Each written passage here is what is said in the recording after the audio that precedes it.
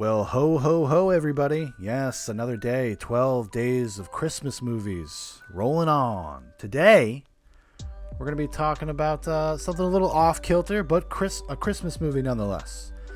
1980's Christmas Evil. The film was directed by Lewis Jackson, written by Lewis Jackson.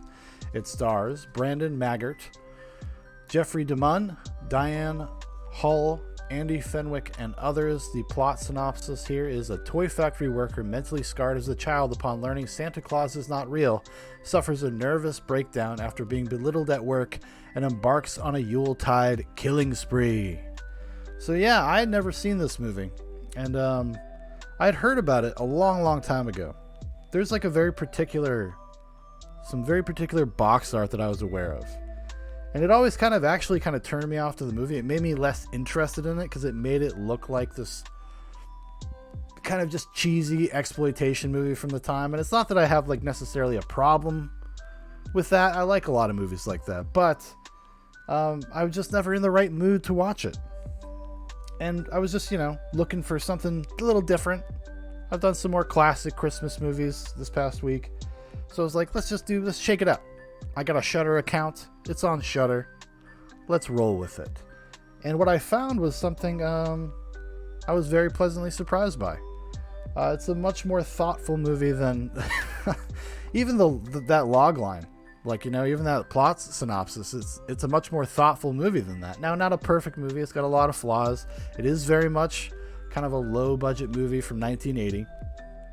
But I think it actually adds to a lot of the texture of the movie, and we'll get into that. So like I was saying, it's much more thoughtful. It actually reminded me a lot of the more recent movie, Joker, the Joaquin Phoenix, Todd Phillips directed movie, which is kind of a weird comparison, but there's actually like a lot of parallels, and and obviously kind of echoes things like Taxi Driver and whatnot, but it's a little bit more kind of simplified and I guess pedantic, not necessarily in a bad way, but in the same way that Joker is. Joker kind of just spells it out for you. Christmas Evil kind of does that too, but there's something about just kind of the low budget, kind of gritty filmmaking style that the movie's made in that makes it really effective. And you have your main character, what's his name here? Brandon Maggart. He gives a pretty good performance. Not like the greatest performance ever in the world, and there's a lot of silly stuff in the movie. But you slowly watch him kind of lose his mind as the holidays are kind of beating him down. And he really wants Santa Claus to be real. He feels like maybe he's Santa Claus. Maybe that's kind of his calling. And when he has this kind of his psychotic break from being shit on at work, he just starts to think that he is Santa Claus. And he's going out and stealing presents and giving them to poor kids, and then stalking through the neighborhood. These kind of small, sleepy, Christmassy neighborhoods, lots of snow and stuff.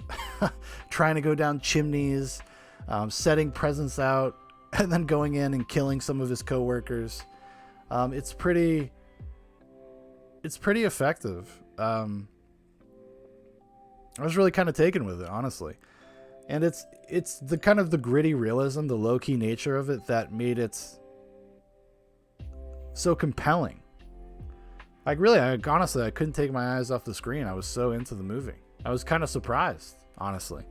I didn't expect that when I turned it on. That's kind of one of the cool things about really not knowing a ton about something and just kind of discovering it. You have no expectations. And even to boot, though, so it is kind of got this slasher Christmas movie vibe, but it never really goes over the top with it. It is much more of a psychodrama than it is like a slasher movie. But it actually has kind of a Christmassy, spirit of the season kind of message. It's about kind of family and the feelings of obligation that family members have towards each other, especially during this time of year. It comes up back again. Jeffrey DeMunn. Now, if you don't know who Jeffrey DeMunn is, one of my favorite character actors. He's in The Mist, The Green Mile, the remake of The Blob, The Hitcher. He was in the first season of The Walking Dead when what's his name? The guy who directed Shawshank. I'm drawing a complete blank. Frank Darabont. When Frank Darabont was the showrunner, he's done a lot of work with Frank Darabont. He's one of Frank Darabont's like favorite character actors. I'd never seen him in a movie this young. He'd always been so old in every movie I'd seen him in. And he's really good. And he plays the main protagonist's brother. And he's got a lot of frustration with his brother because he's felt like he's been kind of stuck taking care of his brother, even though he's the younger brother. And he feels like, I should have had a family. I should have had an older brother that took care of me. Why am I always having to take care of him and blah, blah, blah. And he has to kind of come to terms with that. And he does in kind of a really aggressive way.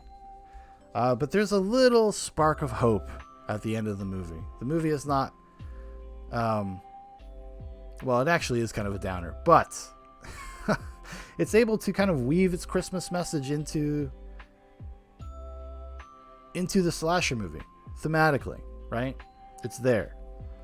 And I really enjoyed it because of that. I was really kind of surprised and taken aback. And I was like, wow, this is actually pretty good. This is actually like a solid movie. Like not the best movie I've ever seen, and not without its flaws for sure. Even at like an hour 40, it felt maybe a little too long, because there is just a long section in the middle where he's kind of like pretending to be Santa Claus or wanting to be Santa Claus. And I think you could probably say like some of that stuff's a little redundant, but even then though, I just kind of love the texture of it. And a lot of that, like I said, comes from the circumstances in which it was filmed, you know? Like one of my favorite parts of the movie, one of my kind of visual moments of the movie is he climbs up on somebody's roof and he's trying to go in through the chimney, and then he gets stuck in the chimney and he has to get himself out. But the way they were on a real roof of a house, and the way they had to light it was just like a giant spotlight.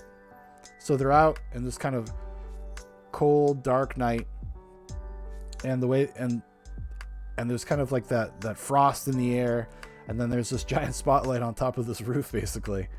And for some reason it kind of added to the atmosphere of the film. It just felt right, because it feels like you're kind of peering into his mind a little bit, maybe. Like he sees himself as this grand hero, this grand Santa Claus archetype, and he's putting on a show, even if it's just for himself. And really effective, really pleasantly surprised by Christmas Evil. Its original title is Better Watch Out, which actually I think the title card in the movie, the actual movie, is Better Watch Out. One of the people I actually wanted to bring up in particular was the cinematographer. I think this person did some really cool work. I was not familiar with their work at all, but I know that the director, Lewis Jackson, had to kind of convince this dude to do it. His name is Ricardo Aronovich. Like I said, new to me. But I thought he did great work. Great work. Really added something to the movie, because the movie has like a real texture to it that I think kind of made the movie. The movie would not be the same. So much appreciated. Much respect to Ricardo. Cool guy. Cool dude. Filmmakers, man. Yeah, it's like it's kind of like I said, it's a surprisingly effective movie, and unfortunately, this was the last movie directed by Lewis Jackson. You know, I don't know how this did financially or whatever. I was kind of looking for some trivia, you know, kind of just fill out my knowledge of the movie. I usually do that, whether I talk about a movie or not. That's what I do. I'll go and start researching it right after I watch it. It's just kind of part of the process, part of the hobbyism of being a cineast, being a movie nerd. And I couldn't really find a ton, actually. Couldn't find a ton of information about Christmas Evil itself, the production, or Lewis Jackson. So, you know, if you see this, Lewis, I really enjoyed Christmas Evil. Are you still alive? Yeah, he's still around. He's still alive. I really like Christmas Evil, Lewis. So if you see this, props. 100%. And it's like it's a movie, if you have never seen it before, it's totally worth a watch, especially if you're into the kind of genre bending stuff. You want to watch something that's, you know, horror orientated, or really more thriller psychodrama orientated. Mix that with a nice Christmas message. Christmas Evil, Better Watch Out, whatever you want to call it. It'll treat you right. It'll treat you right. Yeah. Cool ass movie, guys.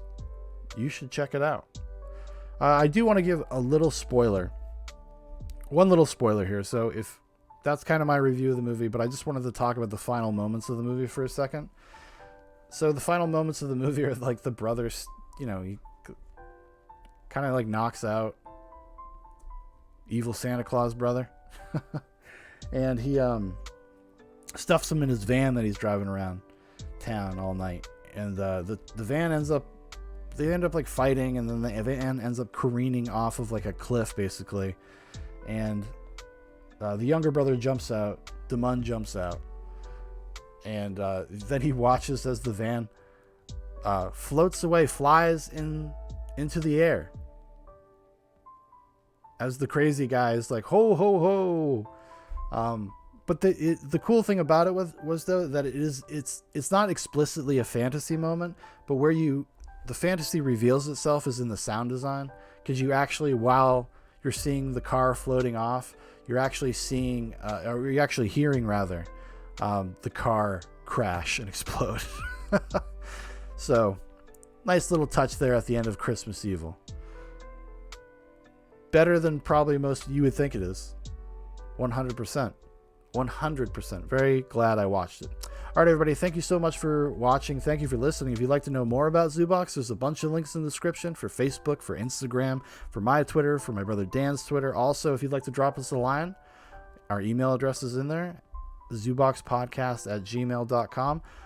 You know, drop us a Christmas line. Send us a Christmas letter. Maybe we'll read it during our Christmas episode. And also, if you'd like to see me review something in particular, if it's a Christmas movie, I'll try to get it done in time. I'm actually recording these like a week in advance. So, but as they're coming out, if people have other things that they'd like to see me watch and talk about, I will put it on the list and I'll try to get it done before Christmas. I'll do my best. I will do my very best. All right, everybody. Thank you so much. And you have a Merry Christmas. Goodbye.